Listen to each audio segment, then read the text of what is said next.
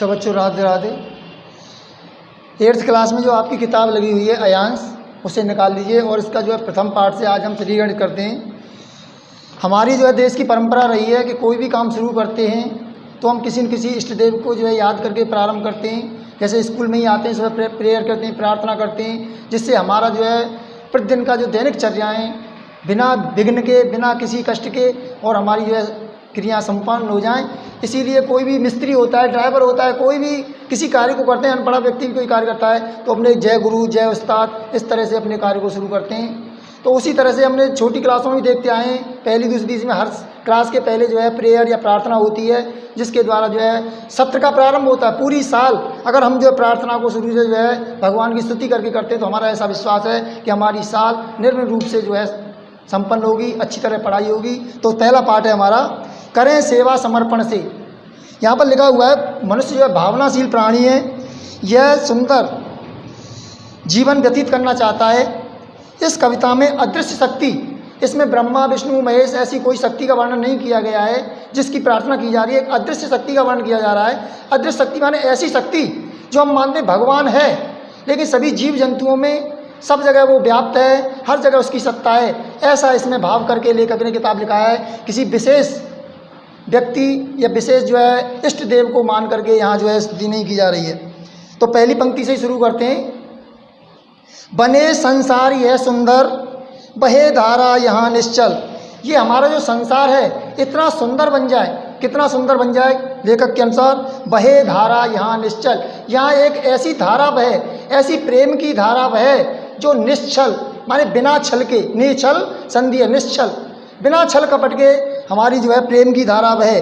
उस प्रेम की धारा कभी बह सकती है जब दया करुणा क्षमा स्नेह की सभी व्यक्ति दयालु बने, करुणा वाले बने, क्षमावान बने और सभी प्यार की भावना सबके अंदर होगी, तभी संसार जो है सुंदर बन सकता है। और इसके अलावा सबसे बड़ी चीज़ है सत्य का करें अभिनंदन। सत्य को सब लोग स्वीकार करें। सत्य ही परमात्मा का नाम है और सत्य जो बोलता है वो गलत कार्य कर ही नहीं सकता, न छल करेगा न कपट करेगा, दया भी होगी उसके अंतर्गत, क्षमा भी होगी, हर तरह के गुण उसमें विराजमान है। जो झूठ बोलता है उसके अंदर कोई भी गुण मिल ही नहीं सकते। तो इसीलिए कहा सत्य का करें अभिनंदन। हम सत्य का जो है आह्वान करें। उमड़े प्रेम हर आंगन, और प्रत्येक घर में प्रेम का जो है प्रेम उपजे, हर घर घर में प्रेम की भावना जागृत हो जाए। तो पहले में जो है भगवान ने प्रार्थना की है सभी के अंदर दया क्षमा स्नेह सत्य सबके अंदर विराजमान हो, जिससे मेरा देश संसार सुंदर बन सके। दूसरी लाइन में अपने भाव कहे उन्होंने, स्वार्थ भाव विसर्जित हो। स्वार्थ की जो भावना होती है कि ये चीज़ है इसको केवल मैं ही खा लूँ बाकी सब भूखे मर जाएं, वो होती है स्वार्थ की भावना। तो किसी के अंदर स्वार्थ की भावना हो सकता है जितना भी मैं अपनी चीज़ों से उपयोग से दूसरों को भी जो है लाभ दे सकूँ। तो कह रहे स्वार्थ की भावना सबके अंदर से विसर्जित हो जाए। मन की शांत अर्जित हो। जब व्यक्ति स्वार्थी होता है तब उसका मन बेचैन होता है। जब व्यक्ति किसी को परमार्थ करता है, निष्कपट भाव से जो है बांटता है किसी चीज़ को, तो बड़ा प्रसन्न होता है।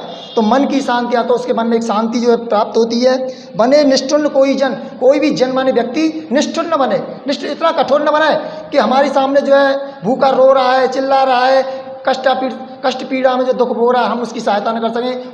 अपने होते हुए भी पैसे से, शरीर से, किसी तरह से हम उसकी सहायता न कर सकें, ऐसे लोगों को निष्ठुर बोला जाता है। न पीड़ा से भरा हो मन, और किसी व्यक्ति का मन पीड़ा से दुख से भरा हुआ न हो। तीसरी लाइन में उन्होंने कहा न कोई एकाकी प्रत्यक्त रह जाए। एकाकी और प्रत्यक्त लगभग मिले जुले शब्द हैं। एकाकी माने होता है अकेला, प्रत्यक्त माने भी जो त्यागा हुआ है वो भी अकेला होता है, लेकिन दोनों शब्द हैं इसमें। न कोई एकाकी प्रत्यक्त रह जाए। संसार में ऐसा कोई व्यक्ति न हो जो अपने को एकाकी महसूस करे, मेरे साथ कोई नहीं है, न मेरा माता है न पिता है। जिसके माता पिता नहीं होते क्या संसार वाले उसकी सहायता नहीं कर सकते? वो सबसे माता पिता कैसे अपना व्यवहार कर सकता है? तो ऐसा कोई छूट न जाए। भाव सबके अव्यक्त हो जाएं, और सबके जो भाव हैं वो अव्यक्त हो जाएं, सबके अंदर दया का भाव जागृत हो। न छल बल की विजय संभव हो। छल बल की जो छल पूरा कपट पूर्वक जो कार्य करता है उसकी विजय संभव नहीं होनी चाहिए। न क्रोधाग्नि से कोई संतप्त हो। ऐसा किसी को क्रोध भी न हो जिसकी क्रोधाग्नि से दूसरा व्यक्ति जली जाए। इतना क्रोध भी नहीं करना चाहिए दूसरे की जान ही चली जाए। इस तरह से जो व्यक्ति ने कहा कि अपने अंदर क्रोध की भावना को भी जागृत करने की आवश्यकता नहीं है, क्योंकि सभी जीवों में परमात्मा का वास है, परमात्मा सब जगह व्याप्त हैं। यही जो है कवि इस लाइन में बताना चाह रहा था। अगली लाइन में, लोभ का लेस न रहे शेष, सब एक दूजे को प्यारे हों, करें सेवा समर्पण से, न अहंकार और धारे हों। अब लास्ट में जो है उन्होंने अपना भाव व्यक्त कर रहे हैं हृदय के कि हमें करना क्या चाहिए। फिर लोभ का लेस न रहे शेष, लेस मात्र भी, लेस कहते हैं थोड़ा सा भी, हमारे अंदर लोभ की भावना थोड़ी सी भी नहीं रहनी चाहिए, अर्थात हमें लोभ नहीं करना चाहिए। लोभा पापस्य कारणम, संस्कृत की कहावत है, लोभ ही पाप का कारण होता है। जो व्यक्ति लोभ करता है वो अनेक लोगों को अनेक तरह से कष्ट देगा। कहते हैं लोभ का न शेष न रहे शेष, हमारे अंदर सभी लोगों में लोभ की भावना किसी के अंदर नहीं होनी चाहिए। सब एक दूसरे को प्यारे हों, जब लोभ नहीं होगा तो एक दूसरे के सब प्यारे भी हो जाएंगे। करें सेवा समर्पण से, हम कार्य ऐसे करें जैसे दूसरे की सेवा कर रहे हैं, हम अपने को दूसरे के सेवा भाव में समर्पण कर दें कि अपने लिए कुछ नहीं कर रहे हैं, हम तो संसार को सुखी करने के लिए, दूसरों की सहायता करने के लिए, दूसरों को आनंद देने के लिए कार्य कर रहे हैं। न अहंकार और धारे हों, और किसी कार्य को करते हुए हमें अहंकार नहीं होना चाहिए। मान लो किसी को 10 रुपये 5 रुपये 2 रुपये किसी को दान में दे दिया और दिन भर खाते डोले हमने उसको दान दे दिया, ये कर दिया वो कर दिया, तो ऐसा नहीं होना चाहिए। न अहंकार और धारे, ऐसा करोगे तो पता पड़ेगा कि तुम दे करके भी अहंकार कर रहे हो और वो अहंकार सही नहीं है। नीचे की लाइन में है, यही विनती यही निवेदन है, सही निवेदन है, न तो कोई वंचित सुख को तरसे, दे माँ सरस्वती विद्या विनय को, संतों का आशीष हम पर बरसे। ये लेखक जो है गीता रानी है, इनकी लेखिका बोलते हैं, यही विनती है उनकी अंत में, यही उनका निवेदन है सब लोगों से कि न कोई वंचित सुख को तरसे, ऐसा कोई भी व्यक्ति हो जो सुख के लिए तरसे, अर्थात दुखी कोई व्यक्ति नहीं होना चाहिए, कोई व्यक्ति ऐसा ना हो जो सुख को तरसे, जिसके भाग्य में कहते हैं सुख है ही नहीं, ऐसा नहीं हो सकता। अगर हम लोग सहायता करें एक दूसरे की तो वो जो है एक दुखी से दुखी व्यक्ति भी प्रसन्न हो सकता है। दे माँ सरस्वती विद्या विनय को, अंत की लाइनों में कहा है उन्होंने, दे माँ सरस्वती विद्या विनय को, हे माँ सरस्वती।